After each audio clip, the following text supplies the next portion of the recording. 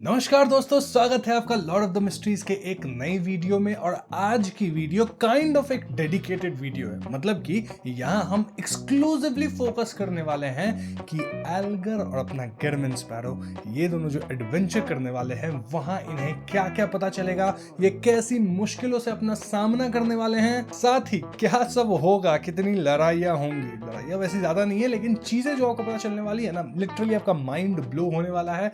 इस वीडियो के अंदर आपकी जो समझ है एलोटियम यूनिवर्स की वो कहीं ना कहीं एक्सपांड होगी। तो इस वीडियो को आप ध्यान से देखना, बहुत ही तगड़ी वीडियो है। एकदम मैं लाइन बाय लाइन यहां चलूंगा, कोई भी डिटेल को स्किप नहीं करूंगा ताकि आप चीजों को ढंग से समझ पाए। तो हाँ, लास्ट वीडियो के अंदर एल्गर और गेरमिन स्पैरो एक दूसरे के करीब आ गए थे। एक्सप्लोरेशन अब शुरू होने वाला है, राइट? वेल, एल्गर देखता है कि पास में जो उसके माउंटेन्स थे ना वो काफी तरह से डैमेज थे, पूरी तरह से। Literally mountain he kind of गायब हो गया था। एंड एल्गर बहुत इंप्रेस था क्योंकि उसको पता था कि इसमें गेरमिन स्पैरो का हाथ है। याद है ना, थर्ड बुक के एंड में जो लड़ाई हुई थी उससे ही ये सब हुआ था। एल्गर कहता भी है गेरमिन स्पैरो से, वाह भाई, माउंटेन ही गायब कर दिए, इतना खतरनाक लड़ाई। लेकिन गेरमिन स्पैरो अपना ऑरा मेंटेन करते हुए कहता है, नहीं, ये काम सी किंग किया था। और ये सुन के Elgar was like, sea king तक इस लड़ाई में कूदा था, एडमिरल ऑफ ब्लड तो था ही इसमें। और इस लड़ाई से भी गेरमिन स्पैरो अगर बच के जिंदा निकला है तो he is a very potent person. इससे बच के रहना है। जो भी हो, फिलहाल इन्हें जाना है प्रिमिटिव आइलैंड। तो चले प्रिमिटिव आइलैंड, करना है ना एक्सप्लोरेशन। तो गेरमिन स्पैरो हाथ पकड़ा एल्गर का। एल्गर को तो पहले लगा कि अटैक करने के लिए तो हाथ नहीं पकड़ रहा, लेकिन नहीं, टेलीपोर्टेशन के लिए हो रहा है ये सब। चिल एल्गर, इतना जंपी नहीं होने का, आराम से। गेरमिन स्पैरो तुम्हें हर्ट नहीं करेगा। हाँ, ये लोग टेलीपोर्ट करके आइलैंड पहुंच जाते हैं और आइलैंड एकदम शांत था। मतलब दिन में यहाँ बहुत अजीब बर्ड्स एंड क्रीचर्स दिखते हैं, रात को भी है, लेकिन रात को लोग शांत रहते हैं, डीपर फॉरेस्ट के अंदर दिखेंगे। अगर ये लोग एक ट्रेल को फॉलो करें और डार्क फॉरेस्ट के अंदर एंड तक जाते हैं तो ये लोग उस एंशिएंट रूइंस तक पहुंच जाएंगे जिसका मतलब एज भी क्लियर नहीं है वो कितना पुराना है। एल्गर कहता है कि रास्ते में जो भी बियॉन्ड क्रीचर्स मिलेंगे और जिन्हें ये लोग हैंडल कर सकते हैं उन्हें ये हंट भी करते चलेंगे, उससे माल भी मिलेगा ना, बियॉन्ड कैरेक्टरिस्टिक। ठीक है, तो जो क्रीचर कोई एक बंदा अकेले मारेगा उसका पूरा रिवॉर्ड उसका ही होगा, और जो ये दोनों मिलकर मारेंगे उसका जो लूट होगा वो गेरमिन स्पैरो के पास होगा, बाद में डिवाइड होगा। और डिवीजन भी इस बेसिस पे होगा कि लड़ाई में किसका कंट्रीब्यूशन कितना था। तो ये सारे रूल्स कहीं ना कहीं एल्गर सेट कर देता है। क्लाइंट भी अंदर अंदर सोचा कि जॉइंट किल का लूट क्लाइंट को वो रखने दे रहा है गेरमिन स्पैरो से। मतलब जो मिस्टर हैंग्ड मैन है वो काफी सिंसियर है। ठीक है, चीटिंग वीटिंग वाली बात इधर होगी नहीं। एनीवेज, चलो अब एक्सप्लोरेशन शुरू किया जाए। तो एक्सप्लोरेशन से पहले एक बात कि इनका जो गोल है वो सिर्फ और सिर्फ एंशिएंट रूइंस को एक्सप्लोर करना है। ठीक है, रास्ते में जो भी स्पॉइल्स मिलेंगे वो बस एक्स्ट्रा है। जैसे ही एक्सप्लोरेशन कंप्लीट हो जाएगी ये तुरंत यहाँ से वापस निकल जाएंगे। किसी और जोन में घुसने का या किसी और रास्ता को ट्राई करने की कोई जरूरत नहीं है। आगे फ्यूचर में क्या एक्सप्लोर करना है वो बाद में डिसाइड किया जा सकता है, जो कि गेरमिन स्पैरो डिसाइड कर सकता है। एल्गर ने ये बात स्पेशली एम्फसाइज की क्योंकि उसे गेरमिन स्पैरो की ग्रीड का थोड़ा डाउट था। कहीं ये बंदा लालची हो, क्रेजी एडवेंचरर तो है ही, इधर उधर चला गया तो ठीक है, पहले से ही हम लोग सेट कर देते हैं करना क्या है। हाँ, ये सब के बाद दोनों जल्दी से एक डार्क फॉरेस्ट में घुस गए जहां मूनलाइट ऑलमोस्ट नहीं थी। ट्रीज बहुत बड़े और घने थे और उनकी जो बार्क थी वो स्केल्स जैसी लग रही थी, जैसे कभी भी जिंदा होकर मतलब होता है ना, हिलने मिलने लग जाए। क्लाइंट ने सोचा ये कुछ म्यूटेटेड ड्रैगो ट्री जैसा है। दोनों बिना कुछ बोले आगे बढ़ते रहे क्योंकि अननेसेसरी बात करके अटेंशन नहीं लेना चाहते थे। थोड़ी देर बाद ट्रीज कम होने लगे और एक अजीब सी नॉकिंग साउंड सुनाई देने लगी। जैसे ही वो आगे बढ़े उन्होंने देखा कि कुछ फिगर्स झुके हुए या जमीन पे पड़े हुए हैं। मतलब इंसान, बबून्स, गोट्स, टाइगर्स सब मिलकर पत्थर और लकड़ी घिस रहे थे, जैसे कोई स्ट्रक्चर बना रहे हों। क्रिम्सन मूनलाइट में वो सब ब्लड रेड टिंट में दिख रहे थे। क्लाइंट ने तुरंत नोटिस किया कि ये सब सिंबल नहीं है। एल्गर भी अलर्ट हो गया और अचानक सब फिगर एक साथ रुक गए और मुड़कर इन दोनों को देखने लगे। उनके चेहरे पेल थे, बॉडी सड़ी हुई थी, कुछ जगह से फ्लैश एकदम खराब थी, ये क्लियरली कॉर्प्सेस थे। क्लाइंट ने तुरंत समझा कि कोई बियॉन्ड क्रीचर इन डेड बॉडीज को कंट्रोल करके उनसे कुछ बनवा रहा है। उसने आगे देखा तो एक डार्क केव था जो ग्राउंड के अंदर जा रहा था और आसपास व्हाइट फेदर्स पड़े थे जो ऑयल से स्टेन्ड थे। ये सब देखकर उसे न्यूमिनस एपिस्कोपेट के आर्टिफिशियल डेथ प्रोजेक्ट याद आ गया। उसने तुरंत कंक्लूड किया कि यहाँ का जो मेन क्रीचर है वो वीक नहीं होगा। एल्गर ने थोड़ा ऑब्जर्व करके सजेस्ट किया कि शायद इस जगह को अवॉइड करना बेटर होगा क्योंकि सिचुएशन अनक्लियर है और डेंजर हाई लग रहा है। उसका इंस्टिंक्ट भी वार्निंग दे रहा था कि केव के अंदर कुछ बहुत डेंजरस है। क्लाइंट अंदर ही अंदर खुश हुआ क्योंकि वो खुद भी यही चाहता था, लेकिन अपनी गेरमिन स्पैरो वाली पर्सनालिटी मेंटेन मेंटेन करते हुए उसने थोड़ा सरकास्टिक टोन में पूछा कि क्या ये थोड़ा सा इम्पोलाइट नहीं होगा। जैसे ही उसने ये बोला, जमीन अचानक हिलने लगी, जैसे नीचे कोई बहुत बड़ा क्रीचर पलट रहा हो। जमीन हिलते ही एल्गर का दिल कस गया। उसने गिरमन स्पैरो की तरफ देखा, लेकिन कुछ बोलने के बजाय सीधा एक्शन लिया। वो तेज हवा के साथ साइड में भागने लगा। उसका रीजन सिंपल था, उसे डर था कि गिरमन स्पैरो अचानक रिस्क लेकर उस डेंजरस क्रीचर को हंट करने का डिसाइड ना कर ले। अगर ऐसा होता तो चाहे वो जीत भी जाते, बाकी एक्सप्लोरेशन के लिए बहुत खराब सिचुएशन हो जाती। एक एक्सपीरियंस सेलर होने के नाते एल्गर जानता था कि जब एक बंदा डिसाइसिवली मूव करता है तो दूसरा ऑटोमेटिकली फॉलो करता है। क्लाइन ने ये देखा तो अंदर ही अंदर रिलीफ लिया और बिना आर्ग्यू किए उसके पीछे भाग गया। उसे अपने पैरों के नीचे हवा का प्रेशर फील हुआ, जिससे उसकी स्पीड डबल हो गई और मूवमेंट काफी स्मूथ हो गई। दोनों जल्दी से उस जगह से निकलकर फॉरेस्ट के डीपर एरियाज में घुस गए, लेकिन तभी उनके हार्ट बीट्स अजीब तरीके से स्लो होने लगे, जैसे वो किसी ट्रांस में चले गए हो। क्लाइन को तुरंत कोल्ड फील हुआ और एक अजीब सी ग्लूम उसके अंदर घुसने लगी। साथ ही उसने देखा कि एल्गर की जो लैंटर्न की रोशनी थी वो धीरे धीरे एक बड़े ब्लैक शैडो में ऑब्जर्व हो गई। एब्जॉर्ब मतलब खिंच गई। उसके दिमाग में एक इमेज आई। केव के अंदर एक मैसिव सर्पेंट था, डार्क ग्रीन स्केल्स के साथ, आंखें एकदम उसकी जलती हुई, बॉडी पे ऑयली व्हाइट फेदर्स और बैक पर बड़े विंग्स। वो सर्पेंट अपने आप को ऊपर उठाकर एक ट्री के अराउंड कॉइल हुआ और सीधा उन दोनों को देखने लगा। उसके आसपास के ट्रीज और प्लांट्स तुरंत मुरझाने लगे और जमीन से कॉर्प्सेस निकलकर उसके आसपास आ रहे थे। क्लाइन तुरंत पहचान लिया, भैया ये है एक फेदर्ड सर्पेंट। सदर्न कॉन्टिनेंट में इसे होली सिंबल माना जाता है। डेथ के डिसेंडेंट्स एगर्स फैमिली का एम्बलम है ये। दोनों ने रुकने का रिस्क नहीं लिया। अपने बॉडी की कोल्डनेस और स्लो हार्ट बीट को इग्नोर करके वो और अंदर भागते रहे और तब तक भागे जब तक डिस्टेंस एकदम सेफ नहीं हो गया। धीरे धीरे उनका हार्ट बीट नॉर्मल हुआ और बॉडी में हीट वापस आई। क्लाइन ने फील किया कि अब डेंजर खत्म हो गया है, तो वो स्पीड को स्लो किया और पीछे देखकर कामली बोला कि वो डेमिगॉड लेवल का फेदर्ड सर्पेंट था। एल्गर ने भी अग्री किया और बोला कि टेंशन लेने की जरूरत नहीं है, क्योंकि यहाँ के बियॉन्ड द क्रीचर्स टेरिटोरियल होते हैं, मतलब अपने जोन से बाहर नहीं आते, अपने जोन में ही रहते हैं। क्लाइन ने भी माना कि यहाँ के क्रीचर्स काफी पावरफुल हैं, लेकिन एल्गर ने क्लैरिफाई किया कि सब ऐसे ही नहीं होते, काफी वीक क्रीचर्स भी आपको मिल सकते हैं। बस इस बार उनकी किस्मत से डायरेक्टली एक डेमिगॉड लेवल एंटिटी से ही इनका इनकाउंटर हो गया था। एल्गर ने कहा कि ऐसी चीजें ज्यादातर लक पे डिपेंड करती हैं और दोबारा ऐसा इनकाउंटर होने के चांसेस बहुत कम होते हैं। एक सी फेयर के लिए कैलकुलेशंस और प्रोबेबिलिटी समझना जरूरी होता है। क्लाइन ने अंदर अंदर थोड़ा सार्कास्टिक सोचा कि तुम किसको अंडरएस्टिमेट कर रहे हो? King of yellow and black जो गुड लक को कंट्रोल करता है, मतलब मिस्टर द फूल मैं ही हूँ। वो अलग बात है, मिस्टर फूल अभी तक डेमिगॉड लेवल भी नहीं है। फिर उसने सीधा एक्सप्रेशन के साथ बोला कि एब्सोल्यूट स्टेटमेंट अक्सर उल्टा रिजल्ट देते हैं, मतलब सिंपल लैंग्वेज में डेथ फ्लैग्स तुम मत रेज करो। सच में अगर वो डेमिगॉड लेवल फेदर सर्पेंट ना होता और कोई सीक्वेंस 5 क्रीचर होता तो क्लाइन उसे इजीली हैंडल कर लेता। उसके पास अजिक का कॉपर विसल था, जिससे डेथ डोमेन के क्रीचर्स की स्ट्रेंथ काफी कम हो जाती है। डेमिगॉड इनकाउंटर से भी वो इतना डरा हुआ नहीं था, क्योंकि उसने पहले से प्रिपरेशन कर रखी थी।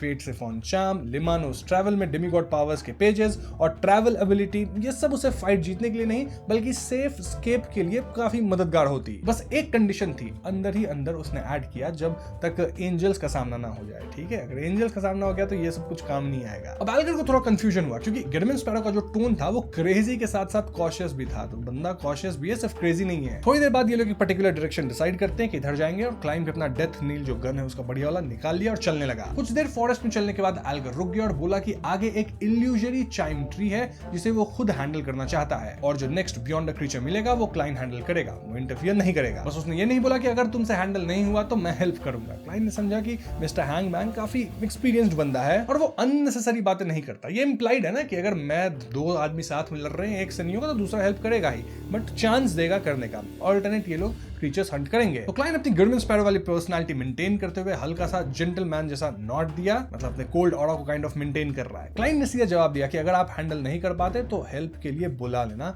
वरना वो समझेगा कि आप खुद ही कंटिन्यू करना चाहते हो। एल्गर ने अंदर ही अंदर सोचा कि क्रेजी एडवेंचर का स्टाइल अलग होता है, लेकिन कुछ चीजों में वो हंटर्स जैसा ही होता है। तो जैसे जैसे ये दोनों आगे बढ़े, हल्की सी चाइम की आवाज आने लगी। आवाज इतनी सूदिंग थी कि दोनों को अजीब सा कंफर्ट फील होने लगा, मतलब जैसे घड़ा के कंफर्ट फील होता है ना, वैसा। क्लाइन को क्लियरली फील हुआ कि उसकी अलर्टनेस जो थी वो धीरे धीरे डिसॉल्व हो रही थी और वो खुद को मेंटली फोर्स करने के बाद भी टेंस नहीं रह पा रहा था। उसके अंदर एक अर्ज भी आने लगी थी कि वो उस साउंड की डायरेक्शन में चले, जैसे वहां कोई इंपॉर्टेंट चीज हो। क्लाइन ने एल्गर की तरफ देखा तो उसका भी एक्सप्रेशन बदल चुका था, आंखें हल्की रेड, जैसे कोई पुरानी या पेनफुल मेमोरी याद आ गई हो। तब एल्गर ने धीरे से बोला कि इसे वो हैंडल करेगा। उसने अपनी रिंग एक्टिवेट की, विप ऑफ माइंड, जिसका side effect constant severe headache था, लेकिन इसी वजह से वो चाइम्स के हिप्नोसिस से कंप्लीटली कंट्रोल में नहीं आया। फिर एल्गर ने एक वुडन बॉक्स निकाला जिसमें एक ग्रे रैट था। प्लान ये था कि उसे बेट बनाकर इल्यूजरी चाइम ट्री को डिस्ट्रैक्ट करे, लेकिन जब उसने रैट निकाला तो वो ऑलरेडी खत्म हो चुका था। विदर्ड सरपेंट के एनकाउंटर के टाइम वो इनडायरेक्टली इफेक्ट हो गया था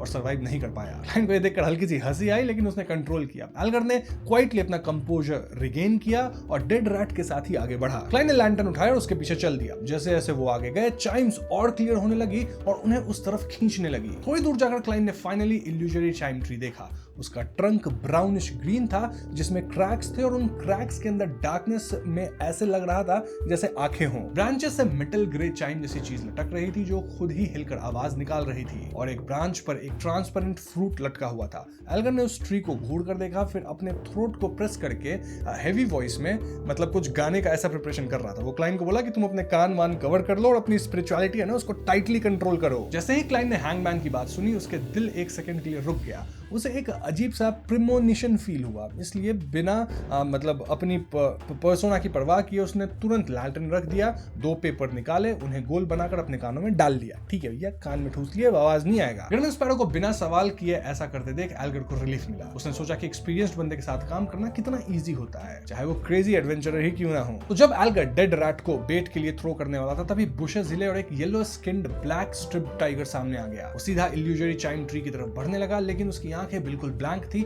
जैसे वो कंट्रोल में हो। एल्गर ने रैट थ्रो करने का प्लान तुरंत ड्रॉप किया और चुपचाप ऑब्जर्व करने लगा। ये जो टाइगर था वो ट्री के पास गया, झुककर अपने ही नेक पर क्लॉज से कट लगाया। टाइगर से खून बहने लगा था, लेकिन उसे कोई दर्द फील ही नहीं हुआ। वो और गहरा काटने लगा, फिर अपनी स्किन तक निकालने लगा। मतलब एक हॉरिफाइंग हॉरर जैसा सीन बना। तभी ट्री की ब्रांच अचानक जिंदा हो गई और नीचे आकर टाइगर के एक्सपोज्ड फ्लैश में घुस गई। एल्गर रेडी था, उसने तुरंत अपना डैगर निकाला और गाना शुरू किया। उसकी आवाज बिल्कुल आउट ऑफ ट्यून थी, मेटालिक और डिस्टर्बिंग, इतनी हार्श कि सुनने वाले को इरिटेट और डिस्गस्ट फील हो, कान से खून निकल जाए मित्रों। इस आवाज से इल्यूजरी चाइम ट्री की ब्रांचेस रिएक्ट करने लगी, वो हिलने लगी, कॉन्ट्रैक्ट होने लगी और उसकी सूदिंग चाइम्स वीक पड़ गई। क्लाइन का कान बंद था, राइट, लेकिन उसके बाद भी उसको आवाज का जो एल्गर का था उसको वो डायरेक्टली फील किया। उसका दिमाग झटके खा रहा था, फोरहेड वेन्स थ्रॉब कर रही थी और उसके अंदर वायलेंट अर्ज आ रही थी कि सब कुछ डिस्ट्रॉय कर दे। अंदर ही अंदर उसने सरकास्टिकली सोचा, लोग पैसे लेकर गाते हैं, लेकिन मिस्टर हैंगमैन का गाना तो सीधा मौत चार्ज करता है। एल्गर के हर वर्ड के साथ वेव जैसी फोर्स निकल रही थी और साथ ही सिल्वर लाइटनिंग स्ट्राइक्स ट्री पे गिरने लगी। ट्री कंटिन्यूअसली शेक होने लगा, उसका कंट्रोल ब्रेक होने लगा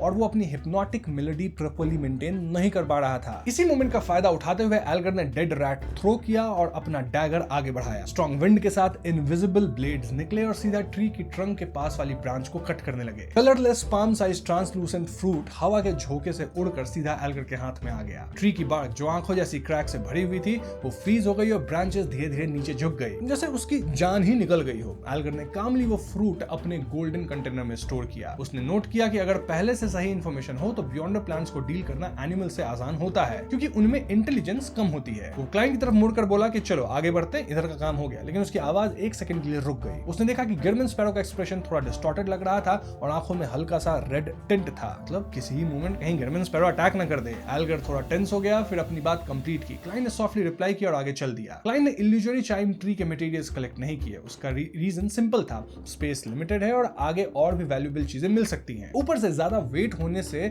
उसकी एजिलिटी भी इफेक्ट होती। उसने सोचा कि वैसे भी ये मटेरियल्स ग्रोजेल्स ट्रैवल में डायरेक्टली ले जाना पॉसिबल नहीं है और मैरिनेट से करना काफी ट्रबलसम है। चलते हुए क्लाइंट अपने माइंड को काम करने लगा, क्योंकि एल्गर का सिंगिंग अभी भी उस पर इफेक्ट डाल रहा था। उसने रियलाइज किया कि ये सबसे बेकार और पेनफुल सिंगिंग थी जो उसने कभी भी सुनी थी। अगर वो थोड़ा और चलता तो शायद वो खुद एल्गर को मारने लगता। उसने एनालाइज किया कि पेपर से कान बंद करने और स्पिरिचुअलिटी कंट्रोल करने से इफेक्ट कम होता है, लेकिन कंप्लीटली ब्लॉक नहीं होता। ये अटैक डायरेक्टली स्पिरिचुअलिटी लेवल पे हिट करता है और इसे डॉज करना ऑलमोस्ट इम्पॉसिबल है। तो ये ओशन सॉन्गस्टर का काफी डेंजरस एबिलिटी हुआ, राइट। इस साइलेंट और क्रीपी फॉरेस्ट में दोनों आगे बढ़ते रहे। धीरे धीरे ट्रीज पास होने लगी, मतलब वो एंशिएंट रूइन के पास पहुंच रहे थे। एल्गर ने वार्न किया कि जैसे जैसे वो पास जाएंगे डेंजर बढ़ेगा। क्लाइंट ने इंटरनली कंक्लूड किया कि शायद रूइंस के अंदर कोई और भी ज्यादा डेंजरस एंटिटी है जिसके टेरिटरी में दूसरे क्रीचर्स आते ही नहीं है। कुछ डिस्टेंस चलने के बाद उन्होंने एक ब्लैक बबून देखा जिसके हेड पे ब्लैक क्रिस्टल क्राउन जैसा बना हुआ था। उसकी ब्लू घोस्टली आइज देखते ही दोनों को इंस्टिंक्टिवली फील हुआ कि वो उनका रूलर है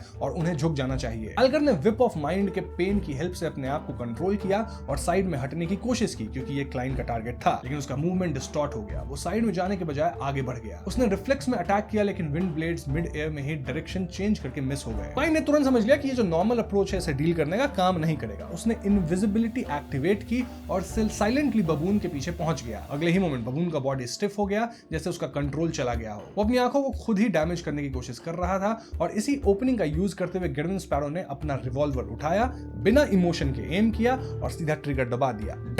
गन शॉट की आवाज पूरे खुले एरिया में गूंज गई, लेकिन अजीब बात यह थी कि आसपास बिल्कुल साइलेंस ही बना रहा। ना कोई जानवर भागा, ना कोई रिएक्शन, जैसे यहाँ कोई जिंदा चीज हो ही ना। ब्लैक कर्ली हेयर्ड बबून का हेड सीधा ब्लास्ट हो गया, ब्लड और ब्रेन फैल गया। अब ज्यादा नहीं बताऊंगा क्या हुआ, और उसके हेड पे जो ब्लैक क्रिस्टल क्राउन था वो भी पूरी तरह से टूट गया। क्लाइंट ने कामली अपना डेथ नील नीचे किया और देखा कि कैसे वो क्रीचर कोलैप्स हो गया। उसने ये सब फ्लैशी दिखाने के लिए नहीं किया था, उसने पहले ही जज कर लिया था कि ये क्रीचर डेंजरस एबिलिटीज रखता है। अगर उसे टाइम मिलता समझने का तो फाइट उल्टा पड़ सकती थी, मतलब ये क्रीचर भारी पड़ सकता था इन पे। इसलिए क्लाइंट ने इंस्टेंट किल चूज किया था और बबून एकदम ऐसे कैसे बन गया था, ऑफ कोर्स रैथ वाली एबिलिटी की मदद से। मतलब ट्रैवल करके क्लाइंट पीछे गया, रैथ से कंट्रोल लिया उसका और तुरंत डेथ नील से उसे फिनिश कर दिया, क्योंकि इन क्रीचर्स के साथ मजाक नहीं मित्रों। अगर वो स्पिरिट बॉडी थ्रेड्स यूज करता तो ज्यादा टाइम लगता और बीच में क्रीचर स्केप या काउंटर कर सकता था। एक क्रीचर एक्चुअली डिस्टॉर्शन और डिसऑर्डर यूज करके सिचुएशन रिवर्स भी कर सकता था, इवन बुलेट ट्रैजेक्टरी को चेंज कर सकता था, लेकिन क्लाइंट ने उस छोटे से स्लगिश मोमेंट का परफेक्ट यूज किया और फाइटिंग खत्म कर दी। एल्गर थोड़ा दूर खड़ा सब देख रहा था और उसने समझने में लगभग 1 मिनट लग गया कि मतलब यहाँ हुआ क्या है। उसने रियलाइज किया कि ये क्रीचर इल्यूजरी चाइम ट्री से ज्यादा स्ट्रॉन्ग था,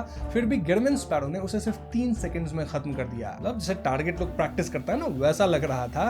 और दोनों एक ही सीक्वेंस पे है, राइट, दोनों सीक्वेंस 5 पे हैं, गिडविन स्पैरो एंड एल्गर, लेकिन डिफरेंस बहुत है दोनों में।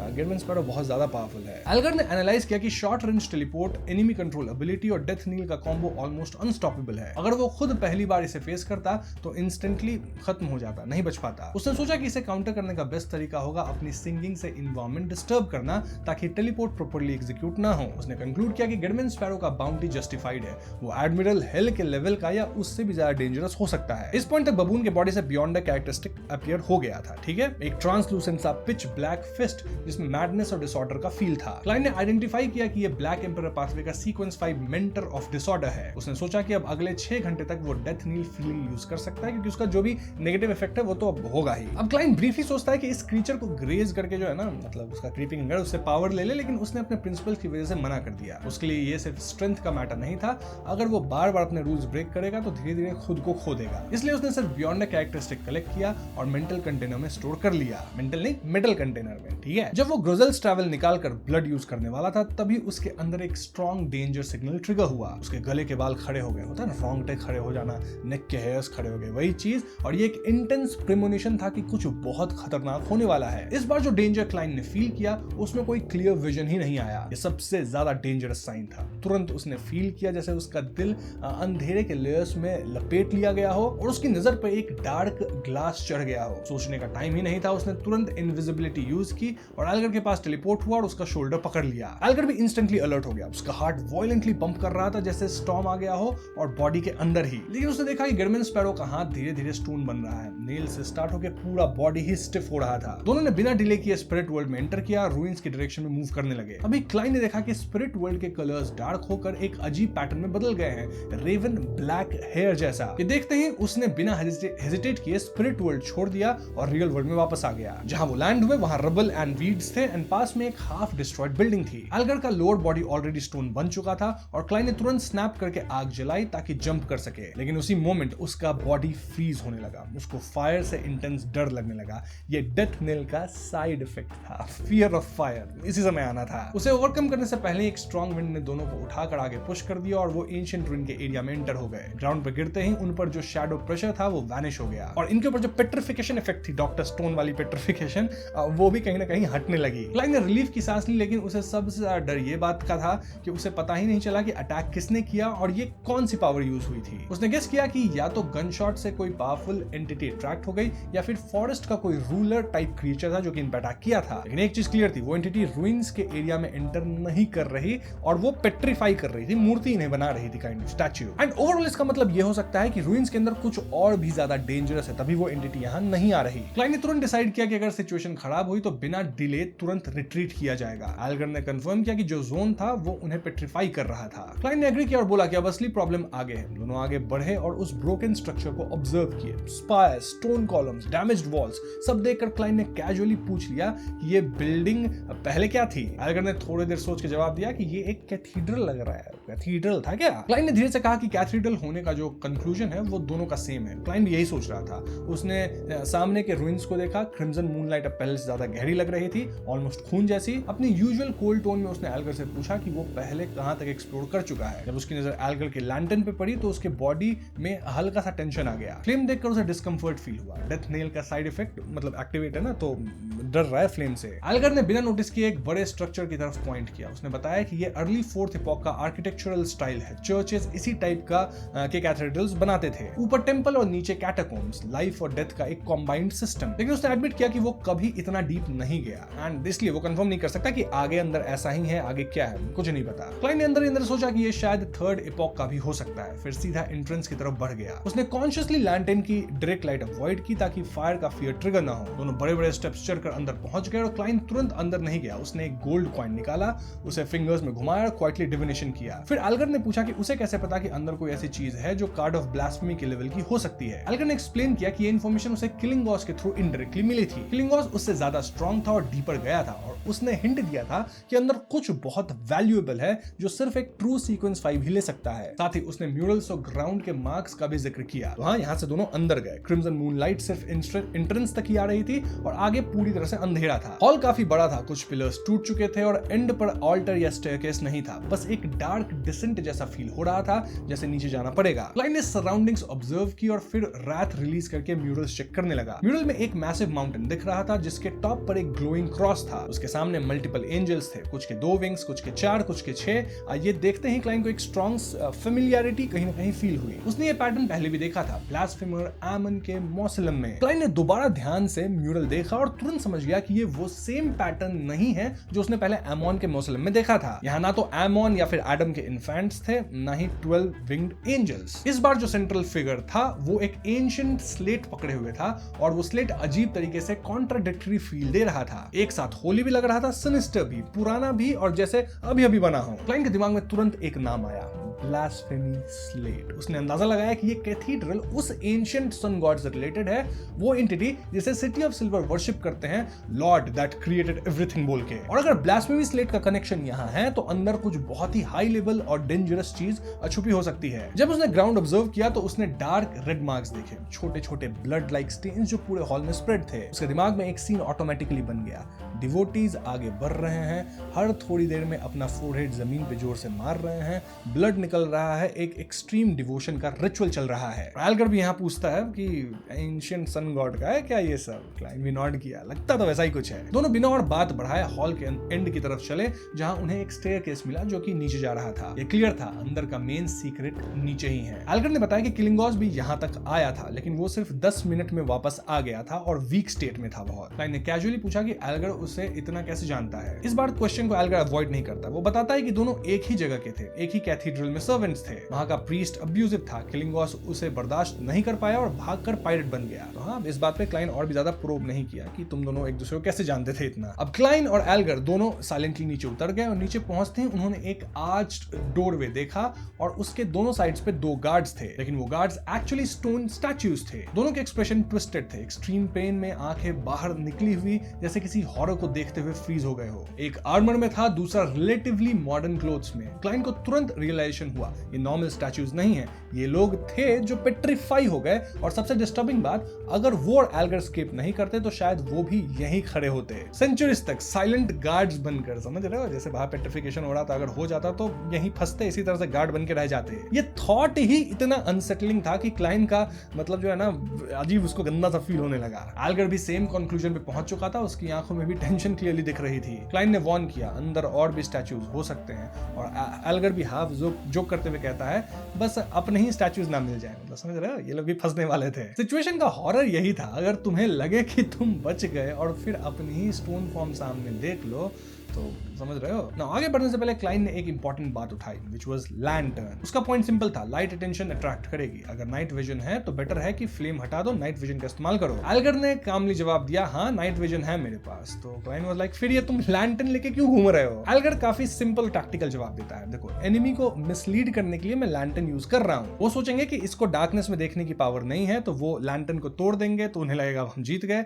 लेकिन एल्गर डार्कनेस में देख सकता है, उन पर अटैक करेगा। और सबसे बड़ा इंपॉर्टेंट पॉइंट एल्गर का ये भी था कि कंप्लीट डार्कनेस में और भी डेंजर्स हो सकते हैं, जैसा सिटी ऑफ सिल्वर में होता है। हाँ, क्लाइन को ही मानना पड़ा कि एल्गर सिंपल बंदा नहीं है, दिमाग बहुत लगाता है, बहुत इल्यूजरी बंदा है, ठीक है, बढ़िया बंदा है। खैर, तो अब ये दोनों जो थे वो उस डोरवे के सामने खड़े थे, एंट्री लेना है अब इन लोगों को, ठीक है, और यहीं से असली हॉरर शुरू होगा। क्लाइन ने एल्गर को लैंटर्न बुझाने के लिए फोर्स नहीं किया, वो खुद आगे बढ़ा और उन दोनों पेट्रिफाइड स्टैचूज के बीच से गुजरते हुए अंडरग्राउंड एंट्रेंस में एंटर कर गया। उसने जानबूझकर उन स्टैचूज को टच या डिस्ट्रॉय नहीं किया, क्योंकि उसे पता नहीं था कि वो सच में डेड हैं या फिर किसी अजीब स्टेट में फंसे हुए हैं। अगर गलत ट्रिगर हो जाता तो सिचुएशन तुरंत कंट्रोल से बाहर जा सकती थी। अब जैसे ही दोनों नीचे गए पूरी डार्कनेस ने उन्हें घेर लिया। यहाँ कोई मूनलाइट नहीं थी, सिर्फ एल्गर के लैंटर्न की हल्की सी पीली रोशनी थी जो बस इतनी ही थी कि आसपास का एरिया हल्का दिख सके। उस लाइट में क्लाइन ने देखा कि सिर्फ दो नहीं बल्कि और भी स्टैचूज हैं, कम से कम 6। ये अलग अलग रेसेस के थे, एल्व्स, जायंट्स और ह्यूमंस, सब एंशिएंट कपड़ों में जम चुके थे। उन सब के चेहरे पर एक ही एक्सप्रेशन थी, एक्सट्रीम पेन और डिस्पेयर की। लेकिन सबसे डिस्टर्बिंग चीज उनकी आंखें थी, वो हिल नहीं रही थी पर सीधा देख रही थी जैसे अभी भी जिंदा हो। क्लाइन के अंदर एक ठंडी सी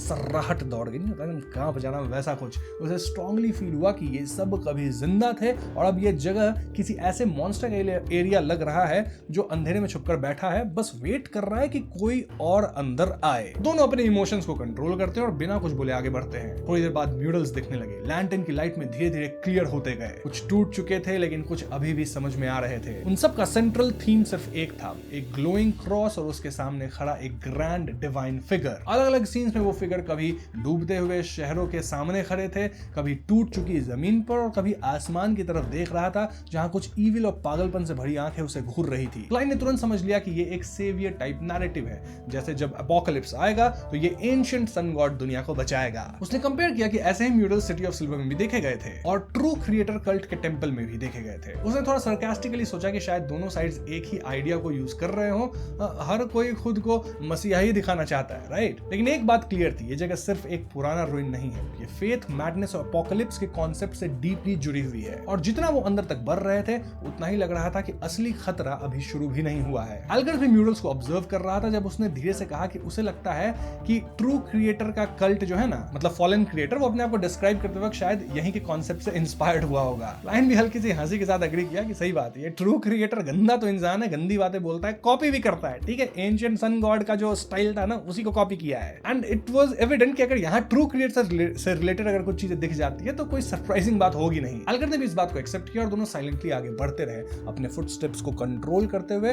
फिर भी उनकी हल्की सी गूंज उस खामोश जगह में सुनाई दे रही थी। अचानक क्लाइन की स्पिरिचुअलिटी परसेप्शन ट्रिगर होती है। उसने तुरंत 2 कदम आगे बढ़ाकर एल्गर के सामने पोजीशन ली और लैंटर्न की लाइट को कवर कर दिया। कुछ ही सेकंड्स बाद एक हेवी थंपिंग साउंड सुनाई देती है, एकदम धड़ धड़ ऐसे आवाज, कुछ चल रहा हो भारी। जमीन हल्की सी हिल रही थी और फिर एक लगभग 4 मीटर लंबा फिगर सामने आया। वो ग्रेश व्हाइट था, बॉडी पे आर्मर जैसा टेक्सचर, सर पे बकरी जैसी सींग और मुंह एक हाउंड जैसा। सबसे डरावनी बात, उसकी रेड जलती हुई आंखें और उसके पीछे 6 पेयर्स व्हाइट मेम्ब्रेन्ड विंग्स थे। क्लाइन तुरंत पहचान गया कि ये एक 6 विंग्ड गार्गोयल था। ये मैरिनेटिस्ट के लिए एक इंपॉर्टेंट इंग्रेडिएंट होता है और इसके पावर्स काफी डेंजरस और हार्ड टू डिफेंड होते हैं। उसके हाथ में एक मैसिव स्टोन ट्राइडेंट था और हर कदम के साथ जमीन हिल रही थी, इतना विशालकाय था। क्लाइन ने सिचुएशन एसेस की, ये ब्रूट फोर्स में बहुत पावरफुल है और सीधा चार्ज करके किसी को भी क्रश कर सकता है। फिर भी क्लाइन ने अटैक नहीं किया, दोनों वहीं चुपचाप खड़े रहे, लाइट को हाइड करके। गार्गोयल ने उनकी तरफ देखा भी नहीं और सीधा पैसेज क्रॉस करके आगे निकल गया। क्लाइन ने कंक्लूड किया कि ये क्रीचर जो है परसेप्टिव नहीं है, तभी क्लिंगोस यहाँ तक आके बच के निकल गया था, ठीक है। ताकत बहुत है, दिमाग कम है, ऐसा कह सकते हैं। क्लाइन इजिली उसे मार सकता था, उसके पास स्ट्रेंथ, प्लानिंग और एल्गर का सपोर्ट भी था, लेकिन क्लाइन यहाँ अटैक को अवॉइड किया। रीजन सिंपल था,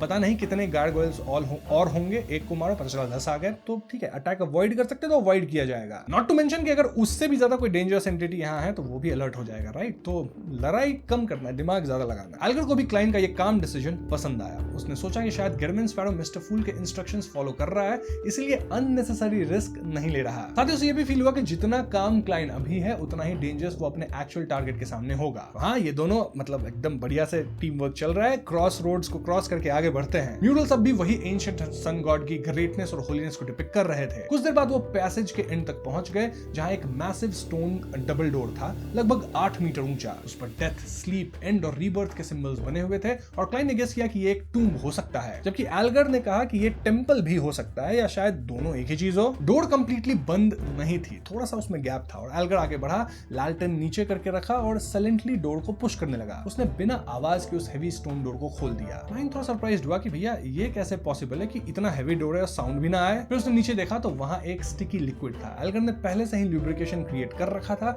और शायद विंड कंट्रोल्स यूज करके फ्रिक्शन भी कम किया, तभी आवाज नहीं आई। क्लाइन ने तुरंत समझ लिया कि ये बंदा काफी मैलिशियस है। एल्गर मतलब दिमाग है, मैलिशियस नहीं मेटिकुलस, मतलब तेज है काफी। मैलिशियस मतलब तो गंदा है, ठीक है, वो है ट्रू क्रिएटर, समझ रहे हो बात। एनीवेज, क्लाइन डोर के पास गया लेकिन अंदर घुसने में जल्दी नहीं किया। उसने पहले गैप के अंदर झांक कर सिचुएशन एसेस करने की कोशिश की, क्योंकि यहाँ से आगे जो भी है वो अब तक का सबसे डेंजर भरा चीज हो सकता है। क्लाइन रात की आंखों से अंदर का सीन देखा तो एक कोने में ग्रेश व्हाइट स्टोन कॉफिन्स की एक लाइन लगी हुई थी। उसे तुरंत समझ आ गया कि ये जगह डेफिनेटली कैटाकॉम्ब है। टेंपल भी है या नहीं वो भी क्लियर नहीं था। उसने तुरंत लेमानोस ट्रैवल निकाला और उसमें से डेथ डोमेन से रिलेटेड पावर्स रेडी रखे। साथ ही उसने एक सिल्वर डैगर से स्पिरिचुअलिटी वॉल क्रिएट करके अजिक का कॉपर विसल सील कर दिया, ताकि गलती से भी डेड बॉडीज रिएक्ट ना करे। पता है ना अजिक के कॉपर विसल से क्या होता है। एल्गर ने भी अपनी प्रिपरेशन कंप्लीट की, डैगर निकाला और उस पर लाइटनिंग रैप कर ली। दोनों रेडी थे। क्लाइन सबसे पहले अंदर घुसा, लेकिन बिना रिस्क लिए उसने पहले ही रात को स्काउट के लिए भेज दिया था। मैरिनेटिस्ट होने का सबसे बड़ा एडवांटेज यही था, खुद को डेंजर में डालने की जरूरत नहीं है, पहले अपने मैरिनेट को भेजो। अंदर का एनवायरनमेंट थोड़ा डैम्प सा था,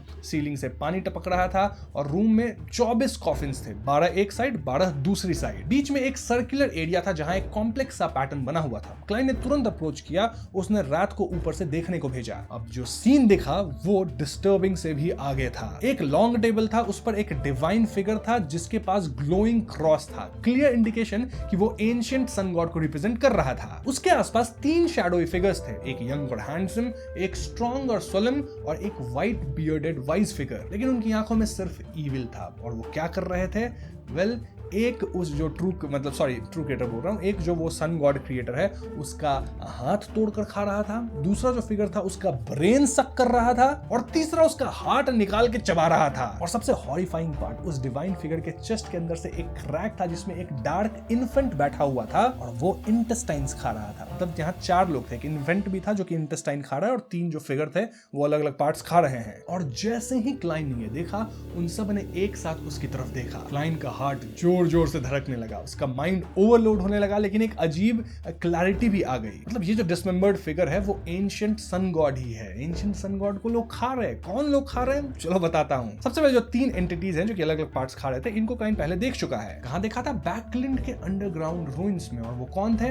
eternal blazing sun, lord of storms, god of knowledge and wisdom. Klein का दिमाग इंस्टेंटली कनेक्शंस बनाने लगा। व्हाइट एंजल, जो नाम उसने पहले सुना था, वो इटर्नल ब्लेजिंग सन का ओरिजिनल आइडेंटिटी हो सकता है। शायद ये सब किंग्स ऑफ एंजल्स थे जो बाद में अपने क्रिएटर को बिट्रे करके उसकी पावर कंज्यूम कर गए। समझ रहे हो क्या हो रहा है यहाँ? ये रियलाइजेशन इतनी हेवी थी कि क्लाइन को जेन्युइनली डर लगने लगा। जैसे ये डीटीज खुद उसकी तरफ देख रहे हो, उसका बॉडी ट्रेम्बल करने लगा। और एल्गर ने ये चेंज नोटिस किया और पूछा कि क्या हुआ, मतलब क्या हुआ ऐसा कि तुम इतना कांप रहे हो? और क्लाइन वाज लाइक, खुद देख लो। एल्गर भी आगे बढ़ा, देखा और 3 सेकंड में उसके हाथ कांपने लगे कि भैया ये क्या देख लिया। This is like blasphemy level of knowledge आपको मिल गई है किसी चीज की, बहुत ही डीप नॉलेज जो आपको मिलनी चाहिए। एल्गर भी तुरंत पहचान लिया था कि वो फिगर्स कौन है। उसके अंदर गिल्ट और फियर का एक्सप्लोजन हो चुका था, क्योंकि वो अभी भी लॉर्ड ऑफ स्टॉर्म का बिलीवर था, राइट? उसे लगा कि उसने सैक्रिलेज कर दिया है, कुछ गलत काम हो गया हमसे, हम कुछ गलत चीज देख लिया, गॉड्स का सीक्रेट पता चल गया, नहीं पता चलना चाहिए था। एल्गर तो भाई अपना तुरंत आंख ही हटा लिया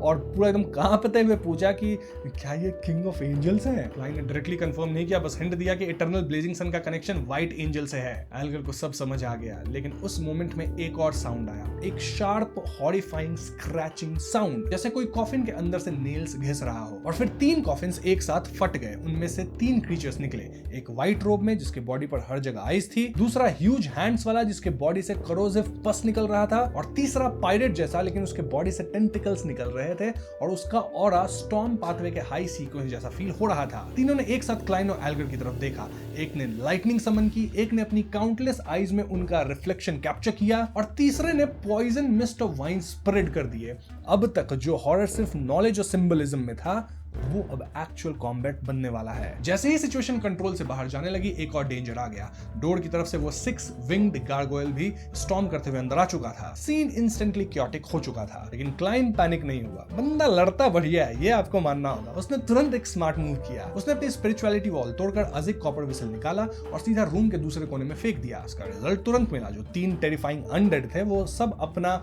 जो टारगेट था, ये क्लाइन और एल्गर, उनको छोड़ के एकदम ट्रेन्ड हाउंड की तरह अजिक के कॉपर विसल की तरफ कूद गए। उनका अटेंशन कंप्लीटली डाइवर्ट हो गया। चलो भैया, एक काम हुआ। एल्गर भी ये तुरंत देखा और बिना टाइम वेस्ट किए अपना रोल चूज कर लिया। उसने लैंटर्न फेंक दिया और डोर की तरफ स्प्रिंट किया। उसका प्लान क्लियर था। क्लाइन 3 मॉन्स्टर्स हैंडल करेगा, वो 3 जो गंदे लोग हैं, और एल्गर जो वो गारगोइल को रोक के रखेगा। जैसे ही वो डोर तक पहुंचा, गारगोइल ऑलरेडी अंदर आ चुका था और अपना मैसिव ट्राइडेंट भी लिया हुआ था अटैक करने के लिए रेडी। एल्गर ने बिना डरे चार्ज किया। उसने लाइटनिंग से चार्ज्ड डैगर के साथ अटैक किया, ट्राइडेंट डॉज किया और गारगोइल के एब्डोमेन पे स्ट्राइक मारा। इंपैक्ट इतना हेवी था कि स्पार्क्स और रबल उड़ गए, लेकिन गारगोइल का बॉडी बहुत स्ट्रांग होता है, राइट? तो अटैक से वो सिर्फ थोड़ा सा डिस्टर्ब हुआ, ज्यादा कुछ हुआ नहीं उसको। इनफैक्ट एल्गर खुद उछल के पीछे गिर गया। मारो तुम, फेंका जाओगे तुम ही, समझ रहे हो बात? लेकिन लकीली एल्गर ने विंड का यूज करके एयर कुशन बना लिया था, इसलिए उसे कुछ डैमेज हुआ नहीं। उधर क्लाइन ने परफेक्ट टाइमिंग से अपने नेक्स्ट मूव एग्जीक्यूट किया। उसने लेमानोस ट्रैवल खोले और एक स्पेशल पेज एक्टिवेट किया, लाइटनिंग स्टॉर्म, जो कि एक डेमिगॉड लेवल पावर है, राइट? उसने कामली फिंगर स्वाइप किया और सीधा 3 अनडेड को देखा जो विसल के लिए लड़ रहे थे। फिर क्लाइन बोलता है एक लाइन, बाय बाय। अगला मोमेंट, प्योर डिस्ट्रक्शन। लाइटनिंग का एक मैसिव स्टॉर्म फॉर्म हुआ, जैसे एक इलेक्ट्रिक हरिकेन हो। पूरा टूम 1 सेकंड में दिन जैसा ब्राइट हो गया। थंडर और इलेक्ट्रिसिटी ने पूरा एरिया को इनगल्फ कर लिया, स्पेशली वो जगह जहां 3 अनडेड थे, विसल के लिए लड़ रहे थे। एल्गर तक को आंखें खोलने में दिक्कत हो गई, एकदम आंख चौंधी आ गई और उसने उस पावर का प्रेशर फील किया। ये क्लियरली नेक्स्ट लेवल अटैक था। फिर भी उसने रुकना चूज नहीं किया। उसने तुरंत वापस चार्ज किया, मतलब गार्गोइल की तरफ अटैक किया। एल्गर का काम फिलहाल वही है, राइट? उसे पता था कि लाइटिंग गार्गोइल पर उतनी इफेक्टिव नहीं है, इसलिए उसे अपनी स्ट्रैटेजी एडजस्ट करनी पड़ेगी। आइडियली वो अपनी सिंगिंग यूज करता, जो डायरेक्टली माइंड और बॉडी को अफेक्ट करती है, बट इस टाइट स्पेस में उसके ऑप्शंस लिमिटेड थे। फिर भी उसका गोल सिंपल था, गार्गोइल को बिजी रखना ताकि क्लाइन अपना काम फिनिश कर सके। सिंगिंग से क्लाइन को थोड़ी लूपी बना देना है। तो अब भी जो फाइट है वो 2 फ्रंट्स पे चल रही है, राइट? एक तरफ रॉ डिस्ट्रक्शन और दूसरी तरफ सर्वाइवल और कंट्रोल का गेम। मतलब एल्गर सर्वाइव करने की कोशिश कर रहा है, कंट्रोल करने की, और क्लाइन इन 3 अनडेड्स को डिस्ट्रॉय करने की कोशिश कर रहा है। कैटाकोम का एनवायरनमेंट एल्गर के लिए प्रॉब्लम बन गया था। ओपन स्पेस होता तो वो गार्गोइल को सर्कल करके अपनी सिंगिंग से वीकन कर सकता था, लेकिन यहाँ ऐसा करना पॉसिबल नहीं था। अगर वो डिस्टेंस बनाता तो गार्गोइल सीधा क्लाइन पे फोकस कर लेता और उसके लिए प्रॉब्लम क्रिएट कर देता। और सबसे रिस्की बात, उसकी सिंगिंग का इफेक्ट शायद गेरमिन स्पैरो पे ही ज्यादा डेंजरस पड़ता, और गेरमिन स्पैरो पागल हुआ तो समझ रहे हो क्या होगा। तो एल्गर काफी बाउंड है, कुछ कर नहीं पा रहा। गार्गोइल अपना ट्राइडेंट जमीन पे पटकता है, एक मासिव क्रेटर बन गया और पूरा कैटाकॉम्ब वहां हिल गया। एल्गर ने डायरेक्टली ब्लॉक नहीं किया, उसने विंड का यूज करके डॉज किया और ऊपर सोर कर गया। सीधा गार्गोइल के सर की तरफ पहुंचना है, वहीं पे अटैक करना और कर भी दिया। लेकिन जैसे ही उसने उसकी आंखों में देखा, उसका माइंड स्लो हो गया, बॉडी स्टिफ होने लगी, जैसे पेट्रिफिकेशन वापस एक्टिवेट हो गई हो। वो इनर्शिया के चलते आगे बढ़ता रहा, लेकिन अटैक एग्जीक्यूट नहीं कर पाया। सीधा गार्गोइल के हेड से टकरा गया और वापस पीछे उछल गया। अभी गार्गोइल का ट्राइडेंट दोबारा उसकी तरफ आया और उस मोमेंट पे वो प्रैक्टिकली हेल्पलेस था। हाँ, एल्गर खत्म होने वाला है, राइट? रॉन्ग, क्योंकि क्लाइन अभी इंटरवीन कर चुका है दोस्तों। उसने एल्गर को पकड़ के साइड में खींच लिया और ट्राइडेंट का अटैक नैरोली मिस किया। इंपैक्ट तो फिर एक बड़ा क्रेटर बना।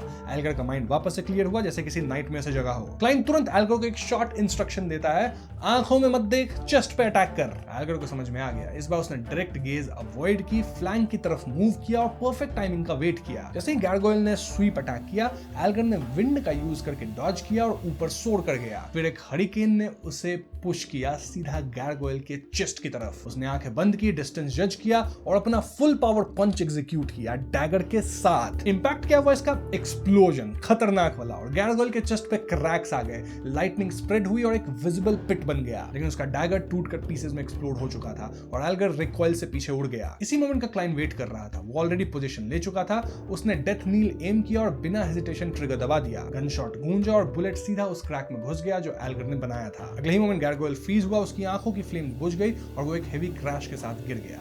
फाइट खत्म, गारगोयल खत्म। लेकिन क्लाइन ने सेलिब्रेट नहीं किया, वो तुरंत मुड़कर उस जगह गया जहां लाइटनिंग स्टॉर्म हुआ था। वहां एक प्रॉब्लम अभी भी जिंदा थी। 3 में से एक डिजीज्ड बॉडी जो टेंटिकल्स ऑफ फिश स्केल्स वाला था वो अभी भी एक्टिव था। उसका आधा बॉडी उड़ चुका था लेकिन वो फिर भी मूव कर रहा था, सराउंडिंग फ्लैश को अब्सॉर्ब करके रीजनरेट होने की कोशिश कर रहा था। ये क्लियरली डेंजरस था, मतलब लाइटनिंग वाले स्ट्राइक, डेमिगॉड लेवल स्ट्राइक से भी एक बंदा बच गया है वहां 3 में से। क्लाइन ने रैट सिनोर से उसे पजेस करने की कोशिश की बट फेल्ड क्योंकि वो डेड है। एक स्ट्रॉन्ग रिपल्सिव फोर्स ने रैट को रिजेक्ट कर दिया, ये नॉर्मल एनिमी नहीं था। एल्गर ने विंड से उसे रिस्ट्रेन करने की कोशिश की बट विंड भी डिसिपेट हो गई जैसे कोई हायर अथॉरिटी उसे रिजेक्ट कर रही हो। सिचुएशन और भी सीरियस हो गई। तभी वो क्रीचर सीधा अजिक का विसल लेने के लिए मूव हुआ। क्लाइन ने इंस्टेंटली रिएक्ट किया, उसने लेमानोस ट्रैवल फ्लिप किया और अबिस शैकल्स एक्टिवेट किया। इससे शैडो जिंदा हो गए और चेन्स बनकर उस क्रीचर को ग्राउंड से बांध दिए। अब फाइट का लास्ट फेज शुरू होने वाला था। क्लाइन ने एक सेकंड का भी डिले नहीं किया और जैसे ही उसे ओपनिंग मिली उसने अपना रिवॉल्वर उठाया। एक्सप्रेशन बिल्कुल कोल्ड, बिल्कुल कैलकुलेटेड। उसकी विजन में अलग अलग कलर्स फ्लैश हुए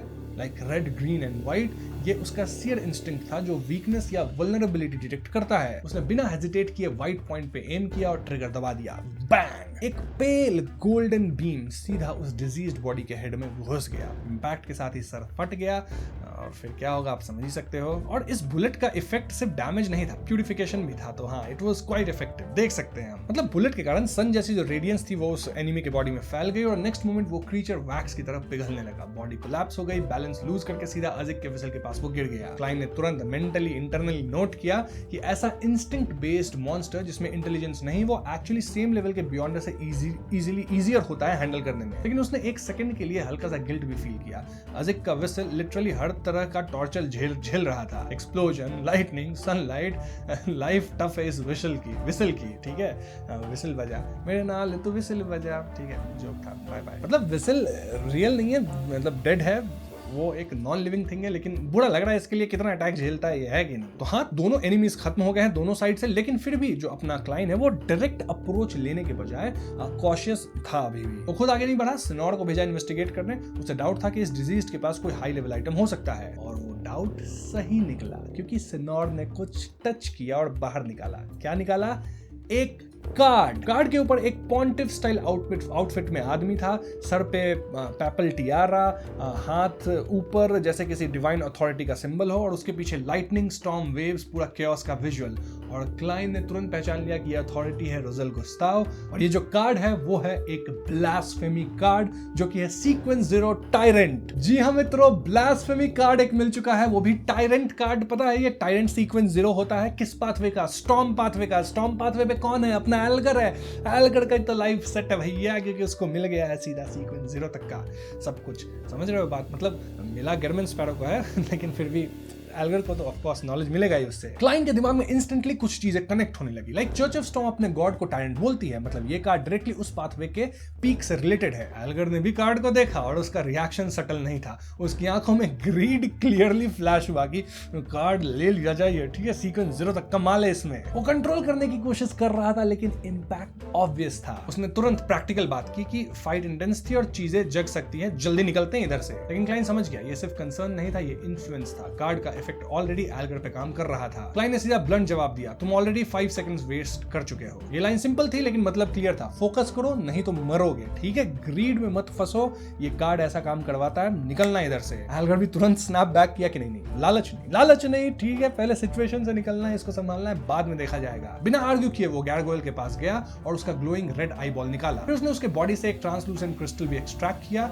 ये clearly high value beyond the material था। दूसरी तरफ सिनोर के थ्रू क्लाइन ने दूसरे कॉर्प से एक अजीब सा ब्राउन सॉइल टाइप सब्सटेंस निकाला जिसमें रूट्स और ब्लड वेसल जैसा स्ट्रक्चर था। विदाउट एनालिसिस सीधा स्टोर, टाइम वेस्ट नहीं करना है, निकलना है। फिर वो लास्ट कॉर्प्स पे गया जो टेंटिकल्स वाला था, उसे एक्सेलरेट किया ताकि बियॉन्ड द कैरेक्टरिस्टिक जल्दी फॉर्म हो और फाइनली एक जेलीफिश जैसा स्ट्रक्चर बना अज़्योर ब्लू लिक्विड के साथ एंड उसे भी उठाया। लूट कंप्लीट हो गई है एंड निकलना है अभी, राइट। लेकिन तभी अंदर से एक आवाज आई साई करने की, ठीक है, सिंपल सी साउंड थी लेकिन उसके साथ जो फील आई वो काफी हेवी फील थी। ऐसी आवाज जैसे किसी एंशिएंट ओल्ड आवाज हो, और एलओटीएम की दुनिया में जब भी कुछ एंशिएंट या ओल्ड हो ना, भागो उधर से, क्योंकि एंशिएंट एंड ओल्ड होगा तो वो किसी तरह का पता नहीं एंजल निकल जाए, गॉड निकल जाए, तुम पेले जाओगे, भागो इधर से। लिटरली कुछ बहुत पुराना बहुत पावरफुल एग्जिस्टेंस था जो कि अब क्लाइन और एल्गर को नोटिस कर चुका था। हाँ, जब कैथीड्रल की गहराई से वो लंबी सांस जैसी आवाज आई तो क्लाइन और एल्गर दोनों के पीठ के मसल्स तुरंत टाइट हो गए, गूज बम्स आ गए। ठीक है, गूज बम्स भैया, लिटरली एड्रेनलिन शरीर में दौड़ रहा है, अब करना क्या है। बिना एक पल गवाए क्लाइन का जो लेफ्ट ग्लव था वो ट्रांसपेरेंट हो गया, अपना क्रीपिंग हंगर, और वो गायब होकर तुरंत द हैंग्ड मैन के पास अपीयर हुआ। जैसे ही उसने उसका कंधा पकड़ा, सिनोर ने भी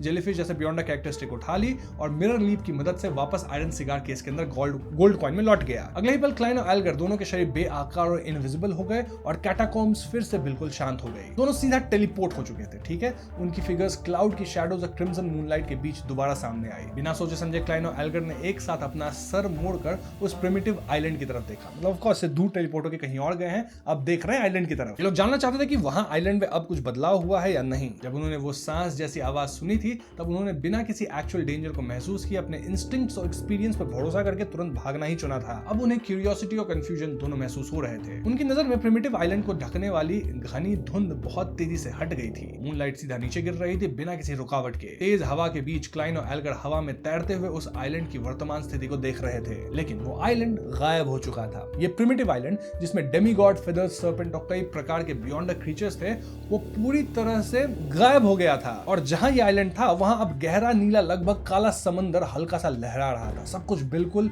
सामान्य लग रहा था। एल्गर अपने आप को रोक नहीं पाया और उसने अपनी पॉकेट में हाथ डाला जहां उसने 6 विंग्ड गार्गोइल का कोर क्रिस्टल महसूस किया जो उसके दिमाग को धीमा कर रहा था। अगर ये स्पॉइल्स अभी उसके पास ना होते तो शायद वो सोचता कि सब कुछ एक सपना था। शायद वो और गर्मिन स्पैरो रास्ते भटक गए थे और असली प्रिमिटिव आइलैंड तक पहुंचे ही नहीं थे, ऐसा वो सोचता। लेकिन नहीं, ये लोग गए थे, बच के निकले हैं, बहुत मुश्किल से बच के निकले हैं। तो हाँ, ये एक्सप्लोरेशन थी वो सपने में पूरी नहीं हुई है, रियलिटी में हुई थी। क्लाइन के दिमाग में यही लग रहा था कि भैया बहुत खतरनाक हुआ ये एक्सप्लोरेशन। उसे ऐसा लगा जैसे वो किसी तरह का इल्यूजन देख रहा हो। आखिर कैसे एक इतना बड़ा आइलैंड जिसमें इतने शक्तिशाली क्रीचर्स और प्राचीन राज थे वो बिना किसी निशान के गायब हो गया, आइलैंड ही गायब हो गया, कैसे हो सकता है ऐसा। समुद्र में भी कोई बदलाव नहीं दिख रहा था। शुक्र है कि मतलब एक पल देरी नहीं की और ये लोग तुरंत वहां से निकल गए। ठीक है, वरना ये और मिस्टर हैंग्डमैन भी साथ में ही गायब हो जाते हैं, है कि नहीं। क्लाइन ने अचानक गहरी राहत महसूस की। उसने जरा से रुकने की हिम्मत नहीं की और एक बार फिर ट्रैवलिंग एक्टिवेट किया। वो एल्गर को साथ लेकर स्पिरिट वर्ल्ड के थ्रू आगे बढ़ गया। उनकी आंखों में इस जगह के आखिरी दृश्य थे। धुंध फिर से फैल रही थी और धीरे धीरे और घनी होती जा रही थी। एक और टेलीपोर्टेशन के बाद क्लाइन और एल्गर वापस डिजर्टेड आइलैंड पे आ गए। वो एक रीफ पर खड़े थे और लहरों को जोर से किनारे से टकराते हुए देख रहे थे। एल्गर ने आसपास देखा और चुपचाप राहत की सांस ली। उसने 6 विंग्ड गार्गोइल का कोर क्रिस्टल निकाला और कहा कि ये शेयर्ड स्पॉइल ऑफ वॉर है, तुम पहले चुनो। क्लाइन ने तुरंत जवाब नहीं दिया। उसने सिनोर को अपने पास फ्लोट करने दिया और tyrant card, brown soil beyond the characteristic और जेलीफिश जैसी बियॉन्ड द कैरेक्टरिस्टिक निकाली। आखिरी वाली शायद ओसन सॉन्गस्टर की थी। सब कुछ निकालने के बाद उसने कहा, एक बैटल मैं पहले 3 बार चूज करूंगा। उसका मतलब था कि इस लड़ाई में उन्होंने 3 डिजीज्ड बॉडीज और एक 6 विंग्ड गार्गोइल का सामना किया था। उसने पूरी लड़ाई में ज्यादा योगदान दिया था, इसलिए टूम से मिलने वाला जो लूट है वो एक पूल का हिस्सा है, बट स्टिल गर्विन स्पैरो ज्यादा चूज करेगा, क्योंकि जितना मतलब आप दिए हो वॉर में, गर्विन स्पैरो मतलब गार्गोइल को भी मारा, उन 3 लोगों को भी खत्म किया, तो उस हिसाब से लगातार 3 चीज पहले गर्विन स्पैरो चूज करेगा लूट से, है कि नहीं। एल्गर थोड़ा चौंक गया इससे, लेकिन उसको इस क्रेजी एडवेंचर गर्विन स्पैरो के बारे में एक बात समझ में आ गई कि भैया ये लूट वूट के मामले में जो है ना एकदम क्लियर कट रहता है। इधर उधर मतलब दोस्त है तो ऐसा नहीं कि तुमको ज्यादा दे देगा, मतलब सब कुछ क्लियर कट रहेगा। एल्गर भी कहता ठीक है, तुम जैसा बोल रहे हो वैसे ही लूट का डिस्ट्रीब्यूशन होगा। क्लाइन ने तुरंत अपना हाथ बढ़ाया और अपनी मैरियनेट से रोजेल के चेहरे वाला टायरेंट कार्ड उठाया। क्लाइन कहता है कि इसको हम 2 काउंट करेंगे क्योंकि ये इंपॉर्टेंट चीज है, तो 3 चीज मेरे को लेना है तो 2 यही काउंट हो जाएगा because this is very powerful. इस कार्ड ऑफ ब्लास्फेमी और सी गॉड सेप्टर के साथ वो अपनी स्पिरिट बॉडी स्टेट में मुश्किल से एक फेक डेमीगॉड के बराबर हो सकता था। सी गॉड का रोल निभाने में भी काफी उपयोगी था, है कि नहीं। मतलब स्टॉर्म पाथवे का सीधा नंबर 0 लेवल समझ रहे हो, ब्लास्फेमी कार्ड मिल जाना मजाक नहीं है। सबसे बड़ा फायदा यह है कि इस कार्ड से स्टॉर्म पाथवे के हाई सीक्वेंस पोशन फॉर्मूला और सीक्वेंस 4 पर पहुंचने के बाद इंग्रेडिएंट्स को महसूस करने की सटल एबिलिटी मिलती है। एल्गर भी सोचा ठीक है तू ले ले कार्ड, बस मेरे को भी इस कार्ड से कुछ तो चाहिए। वो देख रहा था कि गर्मिन स्पैरो जेलीफिश जैसे बियॉन्ड द कैरेक्टरिस्टिक की तरफ हाथ बढ़ा रहा था। क्लाइन के लिए इसे एक स्टॉर्म डोमेन का मिस्टिकल आइटम बनाया जा सकता था या फ्यूचर में रेजिस्टेंस को दिया जा सकता था ताकि समुद्र में उनकी जीवित रहने की संभावना बढ़े। बेशक शर्त यह होगी उनके लिए कि वो सी सी गॉड को प्रसन्न करे। समझ रहे हो? टायरेंट कार्ड और जेलीफिश कैरेक्टरिस्टिक को रखने के बाद क्लाइन ने एल्गर की तरफ देखा और वो इशारा किया कि अब उसकी बारी है, चूज कर लो। एल्गर ने सोचा और कहा कि क्या मैं उस कार्ड ऑफ ब्लास्फेमी से सीक्वेंस 4 पोशन फार्मूला ले सकता हूं? क्लाइन भी बोला कि वाह क्या चॉइस लिया है, कोई बात नहीं, मिल जाएगा तुमको सीक्वेंस 4 का पोशन फार्मूला, सब बताएंगे कार्ड देख के, ठीक है, लेकिन बाद में, अभी नहीं। और ये सुन के एल्गर भी हल्का सा स्माइल किया कि ठीक है, मजा तो आ रहा है, लूट में भले ही सामान जो भी मिला है बहुत मजेदार है। समझ रहे हो? सीक्वेंस 4 का भले अभी सिर्फ एल्गर को मिल रहा है, लेकिन सीक्वेंस 3, 2, 1, 0 सब है इस कार्ड के अंदर। एल्गर बड़ा खुश है। इस एडवेंचर के बाद जब उसका ओशन सॉन्गस्टर डाइजेशन पूरा होने के करीब होगा तो वो अपनी शक्ति दिखाकर चर्च में आगे बढ़ने का मौका ले सकता है। उस समय एक और पोशन लेना कोई बड़ी बात नहीं होगी, लेकिन सीक्वेंस 5 से सीक्वेंस 4 का बदलाव एक बहुत ही बड़ा बदलाव है। समझ रहे हो? तुम डेमीगॉड बनते हो। चर्च ऑफ स्टॉर्म्स के कई ओशन सॉन्गस्टर ने दशकों तक मेहनत की थी, लेकिन उन्हें ये मौका नहीं मिला है और एल्गर को भी ये मौका तो नहीं ही देगा चर्च। तो अगर कार्ड ऑफ ब्लास्फेमी से ये चीजें मिल जाती है तो बस सामान ही कलेक्ट करना होगा, वो बाद में देखा जाएगा। फॉर्मूला तो मिल जाएगा, रिचुअल तो मिल जाएगा, काफी है। इसलिए एल्गर एक अलग तरीके से सोच रहा था, एक मशहूर पायरेट को मारकर उससे कैटास्लिज्म इंटरर का पोशन फॉर्मूला हासिल करना, फिर क्लूज को उस प्रिमिटिव आइलैंड के म्यूटेटेड डिजीज बॉडी तक ले जाना। इस तरह चर्च को लगेगा कि उस पायरेट के पास कार्ड ऑफ ब्लास्फेमी था। इस सबसे एल्गर को सीक्वेंस 4 बनने का मौका मिल सकता था। अगर ये काम ना करे तो वो खुद इंग्रेडिएंट्स इकट्ठा करेगा और रिचुअल करेगा और सीक्वेंस 4 बनने के बाद तुरंत चर्च छोड़कर पायरेट किंग बन जाएगा। सिंपल सा है बात, लेकिन कर सकता है एल्गर ऐसा। तो हाँ, इन्हीं थॉट्स को एल्गर सोच रहा है अपने मन में, काफी चीजें उसके दिमाग में चल रही है। ग्रीड तो आ रहा है बंदे के अंदर, मानना होगा। और एल्गर ने देखा कि गर्मिन स्पैरो ने ब्राउन सॉइल बियॉन्ड कैरेक्टरिस्टिक भी ले लिया। बचे हुए आइटम्स में से उसने ग्रेस व्हाइट ट्रांसलूसेंट क्रिस्टल रखा और 6 विंग्ड गार्गोइल का आई बॉल क्लाइन को दे दिया। क्लाइन ने आसपास देखा और मन ही मन कहा कि अब मुझे एक लकी पायरेट ढूंढना होगा। क्यों? क्रीपिंग हंगर यूज किया है, खिलाना होगा ना किसी को, लकी पायरेट खिला दूंगा। फिर क्लाइन यहाँ से चल दिया। वो अपनी अपीयरेंस को बदल दिया, लेमानोस ट्रैवल पे खून लगा दिया क्योंकि हर जगह गर्मिन स्पैरो के बाउंटी नोटिसेस थे और सी किंग जॉन कट्टेमन भी इस शहर में ही था। भैया सबसे बचना है ना, अगर वो क्लाइन को पहचान लिया तो भागना मुश्किल कर देगा। तो भेस वेस बदलो, यहाँ से निकलो और बाय बाय। तो दोस्तों ये हो चुकी है एक्सप्लोरेशन। कैसा लगा आपको एक्सप्लोरेशन? काफी चीजें आपको मिली होंगी इन्फॉर्मेशन। वैसे यहाँ एक छोटी सी एक्स्ट्रा इन्फॉर्मेशन मैं आपको देता हूँ। वहाँ 3 लोग थे ना, 3 लोग कौन कौन थे जो कि कॉर्प्स को खा रहे थे सीधा अपने, मतलब जो ओरिजिनल क्रिएटर थे उनके कॉर्प्स को, रो क्रिएटर नहीं, ओरिजिनल जो सन गॉड थे उनके कॉर्प्स को खा रहे थे 3 लोग। एक बच्चा भी दिख रहा था, राइट? उसके बारे में यहाँ नहीं बताया गया, बाद में आगे काफी चीजें क्लियर होती हैं, जो कि इंटेस्टाइन खा रहा था। That kid mostly represents true creator, जितना मुझे याद है। मेरे को भी आगे पढ़ना होगा, ध्यान देना होगा उस चीज को, पर चलो मैं आपको ये चीज यहाँ पे बता रहा हूँ। और अब आगे अगले ग्रे फॉग मीटिंग में क्या होगा, ये तो भाई तुम सोच लो। 3 बजे मंडे को, वैसे ये वीडियो शायद मंडे 3 बजे आ गई होगी, होपफुली। बहुत डिले हुआ है आजकल, बट ठीक है, आ गई होगी शायद। और अगले टैरो क्लब मीटिंग में काफी कुछ होने वाला है। फिर आगे क्लाइन फॉगी टाउन जाने वाला है, काफी कुछ होगा, तो बने रहो वीडियोज में। And next video again Monday को 3 PM आएगी। मैं सोच रहा हूँ अगली वीडियो को थोड़ा लंबी बनाया जाए। इस बार भी सोचा था, बट मैं यूजुअली, मतलब होता है ना, कर नहीं पाया इस वीक। उसका रीजन ये है कि मेरे घर पे पूरी फैमिली आई हुई है यहाँ बैंगलोर में। आफ्टर ऑलमोस्ट ईयर वो लोग आए हैं यहाँ पे। बीच में एक और आए थे, बट उस टाइम सब लोग नहीं आए थे। इस बार सब लोग आए हैं, तो उनको लेके ही मैं पूरा घुमा रहा हूँ। बहुत सारी जगह है यहाँ पे, इस कारण से मैं वीडियोस नहीं बना पाया। तो प्रॉब्लम ये होती है कि मैं आप लोगों को अपडेट देना चाहता हूँ, ऐसा नहीं कि मैं नहीं देना चाहता, लेकिन मैं एक अपडेट दिया था कि वीडियो में डिले होगा और भी देना चाह रहा था। आप उसके कॉमेंट्स में जाओ, पढ़ लो। कॉमेंट्स में लोग इतने हेट कॉमेंट्स देते हैं ना कि हर बार तेरा यही है, ये ऐसा होता है। What people do not understand is कि मेरे पास 3 चैनल्स हैं। आप अगर मेरे हॉन्टिंग ट्यूब को देखो, लोगिनियन को देखो, आप कैलकुलेट करो कि मैं कितने वीडियोस पुश करता हूं एक महीने में, दोनों चैनल को अगर आप मिलाओ, और हर वीडियो की लेंथ कितनी होती है। हॉन्टिंग ट्यूब की वीडियो की लेंथ आई गेस कुछ पर वीडियो 30 मिनट्स होती होगी एवरेज। लोगिनियन की 1 घंटे की। लोगिनियन में मंथली 6 वीडियोस तक पुश कर देता हूँ। हॉन्टिंग ट्यूब पे कुछ 12, मतलब मैं 18 वीडियोस बनाता हूँ एक महीने में, और सबकी एवरेज जो ड्यूरेशन होती है वो इतनी लंबी होती है। अब मुझे बता दो ऐसे कितने क्रिएटर्स हैं जो ऐसा करते हैं। और मैं ऐसे क्रिएटर्स की बात कर रहा हूँ जो कि कैमरे के सामने आके या फिर एटलीस्ट अपने वॉइस ओवर में काम करते हैं। एआई वाले मैं बात नहीं कर रहा। एआई से तो मैं एक दिन में 10 वीडियो ही बना दूं। तो अगर आप ऐसा सोच रहे हो कि ये पता नहीं टाइम पास करता है, जान के नहीं लाता, ऐसा कुछ नहीं है। मैं अपनी तरफ से फुल एफर्ट ही डाल रहा हूँ। मेरे साथ शुभ काम करता है, वो भी अपना फुल एफर्ट ही डाल रहा है, रात रात भर जग के एडिट कर रहा है। तो अगर वीडियोस नहीं आती है, मतलब इट्स शेम कि मुझे बार बार ये बात बोलनी पड़ती है, बट अगर वीडियोस नहीं आती है टाइम पे, तो मैं जानबूझ के, ऐसा नहीं कि बैठ के अच्छा इस बार टाइम पे वीडियो नहीं डालेंगे, ठीक है, लोगों को तरपाते हैं, ऐसा नहीं है। मैं अपनी तरफ से एफर्ट पूरा ही डाल रहा हूँ। जस्ट दैट कि कुछ ऐसे सर्कमस्टांसेस आ गए हैं जिस कारण से वीडियोस नहीं आ पाई, ठीक है। हॉन्टिंग ट्यूब पे जो आप वीडियोस देख रहे थे वो पहले से कुछ बनाया था, वो सबको मैं डाल रहा था। एक सीरीज आई थी, उसकी मैं 2 वीडियोस कर चुका था, मैंने फटाफट उस सीरीज को कवर किया हॉन्टिंग ट्यूब पे। और लोगिनियन का भी मेरा मैटर तैयार था, रिकॉर्डिंग का मुझे मौका ही नहीं मिल पाया। अब जब मिला है मौका तो मैं 2 रिकॉर्डिंग किया हूँ, एक पिछले वीडियो की और एक ये वीडियो जो कि मोस्टली मंडे 3 PM आ जाएगी।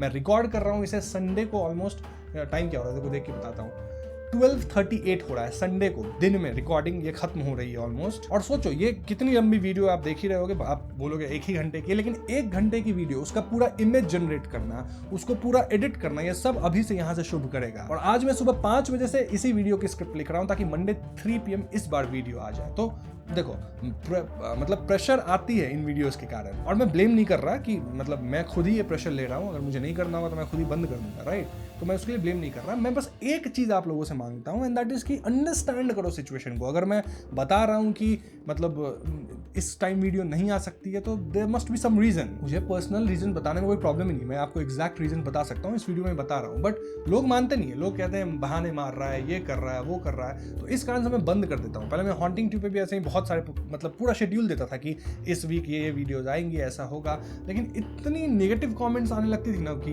ये इतना लेट क्यों हो रहा है, या कभी एक वीडियो में बोला 3 तारीख को आएगी और 5 को आ गई, तो ये लेट क्यों हो गया ऐसे। इस कारण से मैं हॉन्टिंग ट्यूब पे अपडेट्स ही देना बंद कर चुका हूँ। आप देखोगे मेरे कम्युनिटी पोस्ट में वहाँ मैं कुछ नहीं डालता। लोगिनियन पे अब तक डाल रहा हूँ, लेकिन ये भी अब टॉक्सिक ही बनता जा रहा है। मतलब एक बार मैं डिले कर दूं वीडियो को तो यही हाल होता है। बहन की शादी के टाइम एक बार बहुत ज्यादा डिले हुआ था वीडियो, उसमें भी वही हाल हुआ। फिर मैंने डिसाइड किया कि वीकली आएगा। वीकली आप एक बार चेक करो मैं कितने वीक्स तक लगातार डाला हूँ, वीक के बीच में भी वीडियोस डाला हूँ, एंड देन दूसरे चैनल्स पे भी डाल रहा हूँ वीडियो, वो किसी को नहीं दिखता। एक वीक मैं नहीं डाल पाया, वो भी रीजन मैं आपको बता दिया हूँ क्यों नहीं डाल पाया। मैं पूरे वीक घूम ही रहा था कार से इधर उधर, बहुत सारे टेंपल्स गया एंड ऑल दैट, क्योंकि फैमिली आई थी, उनको घुमाना है, राइट। एंड मेरी बहन की भी शादी हुई थी, वो लोग फाइनली बैंगलोर आ गए हैं, ठीक है, तो उनकी फैमिली को भी होस्ट करना था। मतलब समझ रहे हो, जो शादी के घर में गए उनको पता होगा क्या क्या होता है। एक बार फैमिली जब सेटल होती है तो उनको सेटल करवाना है, उनका मतलब घर वर शिफ्ट हो रहा है, बहुत कुछ काम था, मतलब एवरीथिंग वाज देयर। इसलिए मेरे पेरेंट्स भी, सब पूरी फैमिली आई है ताकि ये सब सारा काम हम लोग निपटा सके, ठीक है। अब मैं रीजन बताऊंगा तो लोग उस पर चिल्लाते हैं, रीजन नहीं बताऊंगा तो चिल्लाते हैं, अपडेट देता हूं तो चिल्लाते हैं, मेल में पूछता हूं उस पर चिल्लाते हैं, अपडेट नहीं देता हूं तो चिल्लाते हैं।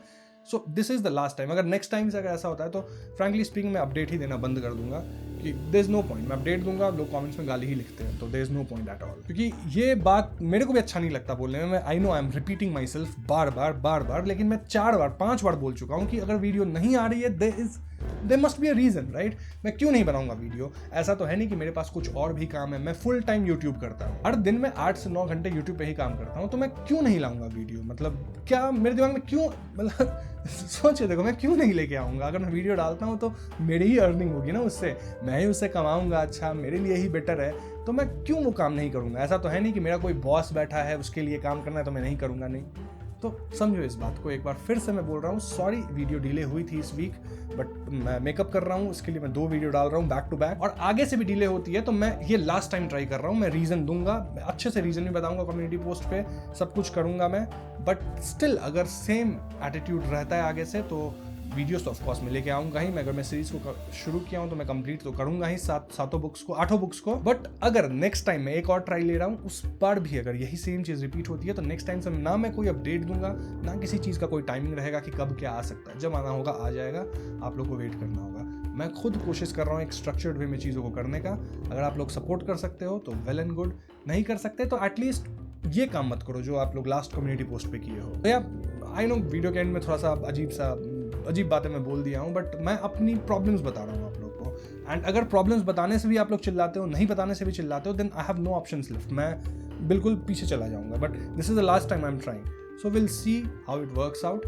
एंड या इस वीक जो वीडियोस प्लान थी वो मैं दे चुका हूँ, और नेक्स्ट वीक अगेन मैं बोल रहा हूँ, श्योरिटी नहीं दे सकता, नेक्स्ट वीक 3 PM तो वीडियो आएगी ही मंडे को। आई एम ट्राइंग कि नेक्स्ट वीक जो वीडियो होगी वो एक्चुअली 3 घंटे की होगी, पुराने टाइम जैसी, क्योंकि मैं चाहता हूँ कि फॉगी टाउन वाला पार्ट में जो आने वाली वीडियोस में कवर करूँ और वो ख़त्म भी कर दूँ, काइंड ऑफ एटलीस्ट उस तक पहुँच जाऊँ। इसलिए मैं नेक्स्ट वीडियो थोड़ी लंबी बनाऊँगा, 3 घंटे की, जो कि नेक्स्ट मंडे आने वाली है 3 PM को। तो बस यही अपडेट है। अपडेट मैं आपको देता ही रहूँगा ऐसे भी, बट नेक्स्ट टाइम से अगर सेम थिंग हैपेंस जहाँ लोग इस तरह से नेगेटिविटी फैलाने लगे, मतलब कम्युनिटी पोस्ट में जाके बात बोलने लगे, तो will have to see what to do. Anyways, उम्मीद करता हूँ आपको ये वीडियो पसंद आई वीडियो को लाइक और शेयर करें, सारे चैनल बनाए तो हमें सब्सक्राइब भी कीजिएगा। I will see you guys in next one. Peace out.